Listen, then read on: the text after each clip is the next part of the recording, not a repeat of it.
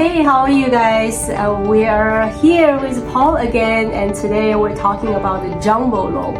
As you know that, currently house market, the values goes up and up. So then sometimes we always heard of jumbo loan. Let's chatting with Paul. Let's see what is the jumbo loan.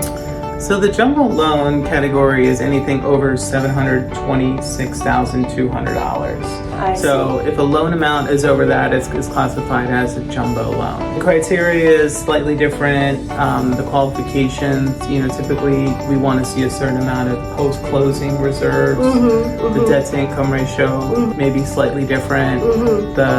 The qualification in terms of time and employer or some different things, maybe a little stricter. It's not significantly stricter. It's a nice option to have if you're buying, a higher priced property. I see. So then typically if they are obtaining a jumbo loan versus a conventional regular loan, so then what is the significant interest rate, whether it has a difference?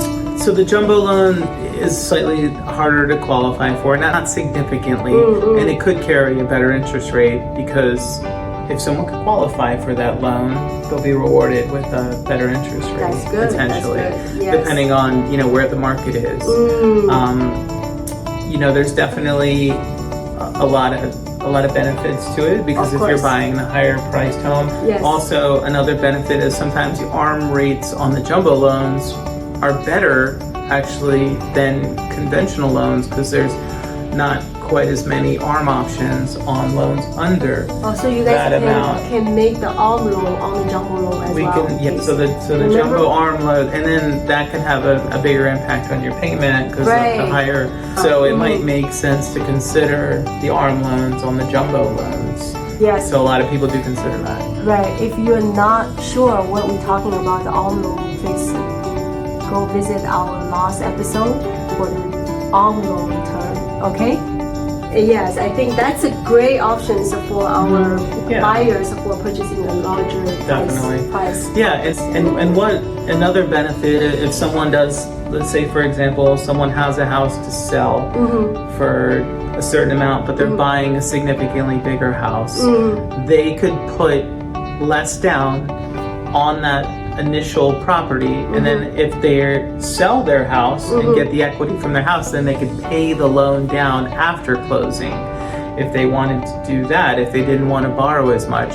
So it would enable someone to get into a higher priced property without having to sell their, if that's the circumstance. So there's a lot of ways. So there's some flexibility. There's a lot of flexibility at that price, and I know nowadays it's ideal to be pre-approved without the sale of your home, and then they may sell their house slightly later time where they can get in with a jumbo loan, and then after closing, if they sell their house shortly after, they can take that equity and pay the jumbo loan down to whatever level they want, and then recast the payment, which is really nice. Wow, that's and then it would lower the payment. Right. So you can get in, you can use a jumbo loan with as little as 10% down, even on a 10% down for the jumbo loan. For a jumbo loan, typically that's what someone will want to put down. At least a lot of people do put 20%. So it just kind of depends. We look at all scenarios. Wow. So if it's a jumbo loan with 10% plus, you can do the ARM terms on it. So then actually your payment will be way better looking than the regular 30 years fix. Yes. It could be. So then that's why when you plan to purchase a property, you need to ask the professionals, and you wanted to talk with the professionals how we can help you to save monies, and then so you can achieve your goal. And because of purchasing a property seems like a very tricky, but then if you know how to, then that will be a very smooth transaction.